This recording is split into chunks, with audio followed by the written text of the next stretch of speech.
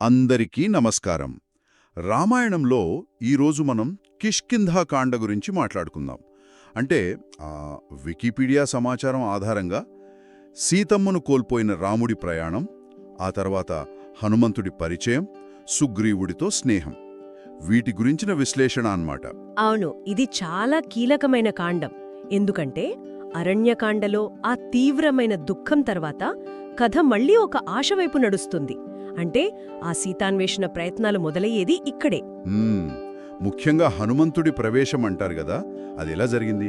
ఆ రామలక్ష్మణులు పంపా సరస్సు తీరంలో ఉండగా సుగ్రీవుడు పంపితే హనుమంతుడు ఒక బ్రహ్మచారి వేషంలో వస్తాడు. ఓ, బ్రహ్మచారి వేషంలోనా?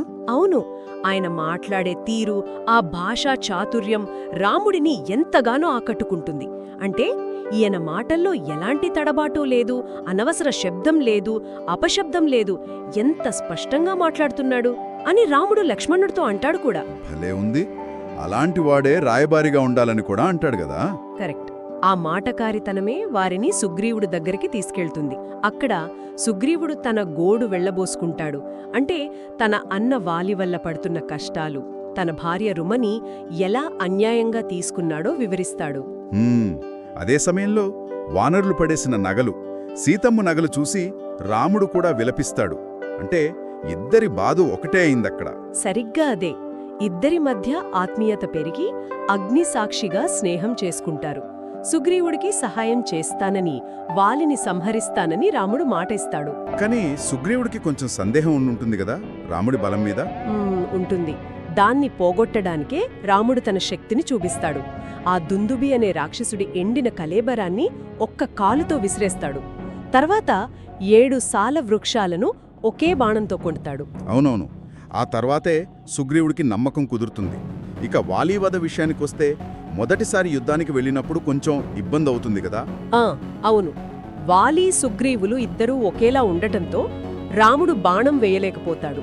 అప్పుడు గుర్తుగా సుగ్రీవుడి మెడలో ఒక గజపుష్పి లతను వేయమని చెప్తాడు. సరే, ఇక రెండోసారి యుద్ధం. అప్పుడు వాలి భార్య తారా వారిస్తుంది కూడా, వెళ్ళొద్దని. వారిస్తుంది, కాని వాలి వినడు, యుద్ధానికొస్తాడు. ఇక్కడే అసలు వివాదం మొదలవుతుంది. రాముడు చెట్టుచాటు నుండి బాణం వేసి వాలిని కొట్టడం. ఆ తర్వాత వాలి రాముడిని నిందిస్తాడు చాలా తీవ్రంగా. అధర్మం చేశావని ఇలా చాటు నుండి కొట్టడం తగదని అంటాడు కదా. అవును, వాలి వాదనలో పాయింట్స్ ఉంటాయి. తనకేమీ ప్రత్యక్ష శత్రుత్వం లేదని, ఇలా దొంగచాటుగా కొట్టడం వీరధర్మం కాదని వాదిస్తాడు. మరి రాముడి సమాధానమేంటి? ఎందుకలా చేయాల్సొచ్చింది? రాముడు చాలా స్పష్టంగా చెప్తాడు.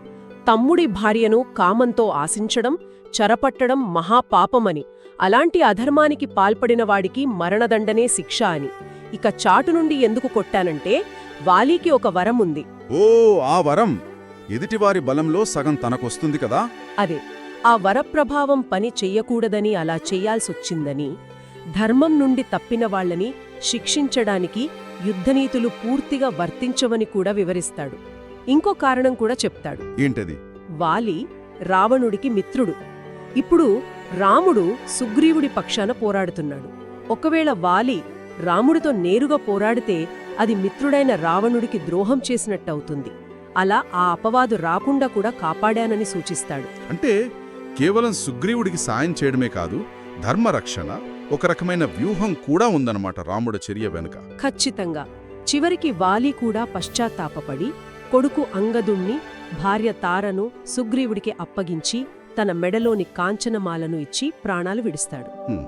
వాలి మరణం తర్వాత సుగ్రీవుడు రాజు, అంగదుడు యువరాజు అయ్యారు. అంత సవ్యంగా ఉందనుకుంటే మళ్లీ సుగ్రీవుడు కాస్త దారి తప్పుతాడు. అవును, వర్షాకాలం గడిచాక కూడా ఇచ్చిన మాట మరచిపోయి రాజ్యభోగాల్లో మునిగిపోతాడు. అప్పుడు లక్ష్మణుడు చాలా కోపంతో కిష్కిందకొస్తాడు. ఆ సమయంలో తార వచ్చి లక్ష్మణుని శాంతింపజేస్తుంది కదా. అవును, తార చాలా తెలివిగా మాట్లాడుతుంది.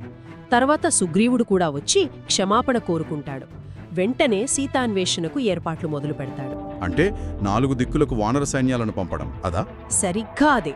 వినతుణ్ణి తూర్పుకు, సుషేణుడిని పడమరకు, శతబలుడిని ఉత్తరానికి, అంగదుడి నాయకత్వంలో హనుమంతుడు, జాంబవంతుడు లాంటి ముఖ్యులను దక్షిణ దిశకు పంపిస్తాడు. నెల రోజుల్లో సీత జోడ తెలుసుకొని రమ్మని గడువు పెడతాడు. దక్షిణ దిశకు వెళ్లిన బృందానికే రాముడు తన ఉంగరమిస్తారు కదా హనుమంతుడి చేతికి. అవును, గుర్తుగా సీతమ్మకు చూపించమని. వారి ప్రయాణం కూడా అంత సులభంగా ఉండదు. దారిలో వృక్షభిలం అనే ఒక పెద్ద గుహలో చిక్కుకుంటారు. ఓ, అక్కడ వాళ్ళకి ఎవరు సహాయం చేస్తారు? అక్కడ స్వయం ప్రభ అనే ఒక తపస్విని ఉంటుంది. ఆమె తన యోగశక్తితో వాళ్ళని ఆ గుహ నుండి బయటపడేసి సముద్ర తీరానికి చేరుస్తుంది. కానీ సమయమైపోతుంది. నెల రోజులు గడువు ముగిసిపోతుంది. సీతమ్మ జాడ తెలియదు. అంతే, తీవ్రమైన నిరాశ. ఇక లాభం లేదని వాళ్లంతా ప్రాయోపవేశం చేద్దామని నిర్ణయించుకుంటారు. అంటే ఆహారం మానేసి మరణానికి సిద్ధపడటం. అయ్యో, అంత నిరాశలోకి వెళ్ళిపోయారా? వెళ్ళిపోయారు. కాని సరిగ్గా అప్పుడే కథ అనుకోని మలుపు తిరుగుతుంది. అక్కడికి సంపాతి వస్తాడు, జటాయువన్న. సంపాతి, ఆయనకు రెక్కలు కాలిపోయి ఉంటాయి కదా? అవును. ఆయన తన దివ్యదృష్టితో చూసి సీత లంకలో ఉందని, రావణుడి అశోకవనంలో ఉందని చెప్తాడు. అద్భుతం. అంటే మళ్లీ ఆశ చిగురించిందన్నమాట. కాని ఇప్పుడు ఇంకో పెద్ద సమస్య వచ్చుంటుంది. ఆ సముద్రాన్ని దాటడం ఎలా? 100 యోజనాల సముద్రం అది. నిజమే, ఆ సమస్య వస్తుంది. వానరులంతా తమ తమ శక్తి సామర్థ్యాలు చెప్పుకుంటారు. గజుడు 10 యోజనాలు, గవాక్షుడు 20, ఇలా. జాంబవంతుడు 90 యోజనాలు దాటగలనంటాడు. యువరాజైన అంగదుడు 100 యోజనలు దాటగలను, కాని తిరిగి రాగలనో లేదో సందేహమంటాడా. అవును.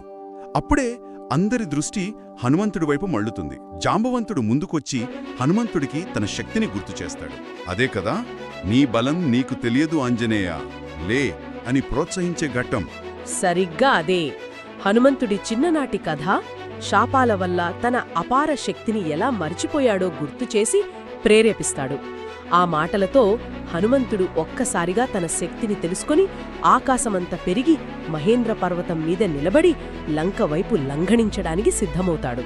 వావ్! అక్కడితో కిష్కింధకాండ ముగుస్తుందన్నమాట. అంటే ఒక రకంగా రాముడి నిస్సహాయతతో మొదలై హనుమంతుడి విశ్వరూపంతో ఒక కొత్త ఆశతో ముగిసే కాండమిది. అవును, మధ్యలో వాలీవధ లాంటి ధర్మ సంకటాలు ఉన్నా చివరికి కర్తవ్య పాలన, నిరాశ నుండి ఆశకు ప్రయాణం, వీటికే ప్రాధాన్యత కనిపిస్తోంది. నిజమే. ఆ వాలీవధ వెనుకున్న ధర్మ సూక్ష్మాల మీద చర్చ ఇంకా జరుగుతూనే ఉంటుంది. కాని మనం ముఖ్యంగా గమనించాల్సింది జాంబవంతుడి మాటలతో హనుమంతుడు ఎలా మేల్కొన్నాడు.